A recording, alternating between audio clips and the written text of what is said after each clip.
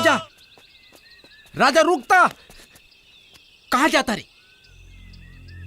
घरे रामनगर। काहे? ते सब कुछ जानते हुए भी रोका तारी हमके। यार यहाँ काहे आ गए? हमने की चाहते यार कि काजल के ऐसा लगे कि उनका बियाह में हम रोड़ा बना था। अगर कौनो भी तरह के तमाशा भइल तो बाबूजी की इज्जत जाए से पहले हम फसरी लगा ले। वाह पार्टनर वाह, अपना बारे में तो सोच ले, तनी चाचा के बारे में तो सोच। कम से कम उनका खुशी खातिर तो रुक छो। तत्ते भी देख ले अपनी महबूबा के डोली के कांधा देत ए दीवाना के।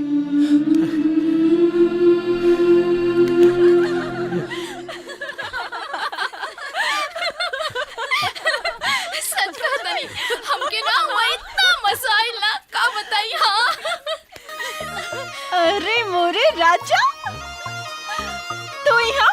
तू तो यहाँ बाहर बन के आ गईला हो। बाहर ना, पतझड़ कहा। अच्छा। और हमसे दूरे रहा ना तो जर जाइबो। अच्छा तो हम जेठ बैसाख के सुखल पता ही ना, सावन के असली बारिश है, लागल आग भी बुझा दे। चल ई बतावा हो, इनसे तोहर पहले से जान पहचान रहल का? अरे पल्लवी, ई उहे राजा हवन जेकर रानी बने के सपना ही पगलिया देखा दिया।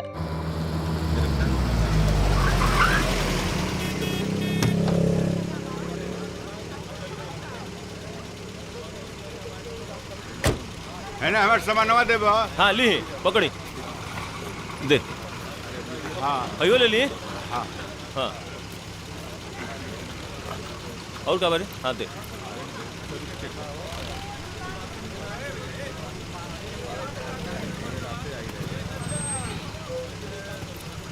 जाओ। हाँ लिए। हाँ ठीक बजा। नाच। हाँ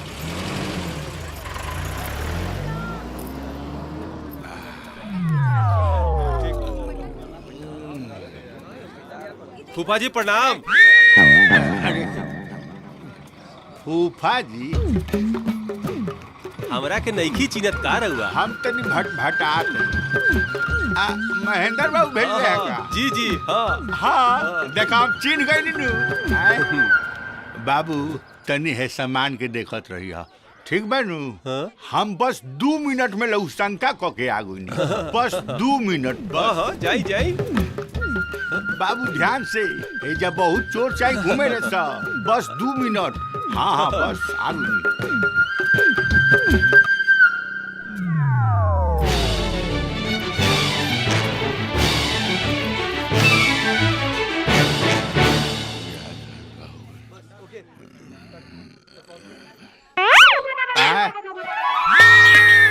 समनवा कहाँ गई?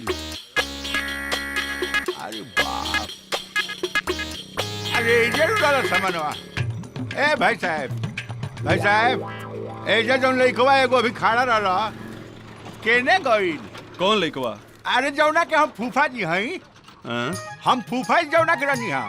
आदमी हुआ कि का पैजामा हुआ? हमरा का मालूम कि तू क्या कर फूफा जी हुआ हो? अरे महाराज अब के खड़ा रहला, रहुए एकदम साफ बकलोले बानी महाराज। रहुए पता नहीं है कि हम के कर फूफा जी हई। तू भारत का प्रधानमंत्री हुआ कि हमरा पता रही कि तू क्या कर फूफा जी हुआ? मैं महाराज चुप रही, हमारा अपने यहाँ दिमाग घबराइल बैठे ही है का लनफन। हेलो भाई साहब, रहुआ देखे से तो बहुत स्मार्ट लागत नहीं। हाँ रहुआ पक्का बता दे का पूछी? सुनी ना, हम केकर फूफा जी हैं। अरे महाराज इतना छोट सा बात कि रुआ केकर फूफा जी? अरे महाराज हमरा कैसे मालूम चली कि रुआ केकर फूफा जी हैं? और जब आदमी बना भाई देखा ही में खाली स्मार्ट बाड़ा, तू गोबरे गणेश बाड़ा मर दे। अरे ए बाबू, हेलो बाबू, हेलो ए बाबू, हम तो फूफा। अरे काहे इतना चिल्लाता रहो? अरे बाबू कबे से हम परेशान बानी कि हम केकर फूफा जी हैं, क्यों बताओते नहीं के? अरे हमरा आज ले पता न चला हम केकर मामा हैं। तू चोर रहल ले गइल, अब तू जा।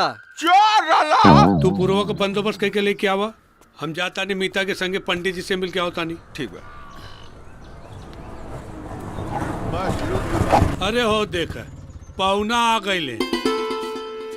अरे महाराज पौना हो प्रणाम। प्रणाम महाराज, प्रणाम का जब जब ए गांव में आइल बानी तब तब हमरा पाप होता आइल बाटे। जा जा जा सामान उतार पौना। सामान का उतारब घेओड़ा कुल ले गइले स जाई हो टेम्पू वाला के पैसा दे दी। अरे राजा अरे मीता तू सुधर में ना कहियो इसलिए जा बेटा जा ऑटो में लगे दे अब ऐसा ही आप बताइए। ए पहू ना रउआ तो बड़ा दिक्कत हो जाई। हमरा दिक्कत का होई ससुरारी आइल बानी भोजन मिलिए जाई आ यहाँ के 2-4 सेट कपड़ा हमरा किनिए देब त हमरा दिक्कत का होई महाराज। ई मीता का बेटा राजा। अच्छा अच्छा रउओ से बहुत दिन पर भेंट भइल बा। बहुत दिन पे पहुंचा। अरे हाय कौन खिलाड़ी है जी? हाय हमारे बेटा के दोस्त है। अच्छा हाँ कुछ हमरा डाउटफुल लागल है यही से पूछनी है। जाए दिए सहू चोर चुहार के माथा पर लिखल थोड़े होला। अरे पाउन सुधर जा तू। पौना तनी आरामे से। दूसरा खाना देख के जे जरे लनु भगवान ओकरो पता के ले। शुक्र काहे पड़ो तो ना तू दे हद हाल बा। माई ई पकड़ा बा। ए दुगो रोटी आउट देबू लोग। जी पापा जी। 2 रोटी हम लोग के। हेलो खाली खाइले गुण ना ह बचाऊ के पड़ेला ऐसे कम कम खाए छोटे मत। दादा ए बाबू का अरे ठेहुनवा के दर्द के दवाइयो खत्म हो गइल बा। ए बाबू चिंता मत करा बिहने मंगा दे। देखो तो पानी दे पानी दे पानी दे अरे राजा के पानी दा। पानी नहीं खे चाचा। दीदी पानी दा। अरे जा दा ना खड़ा काहे बाड़ू।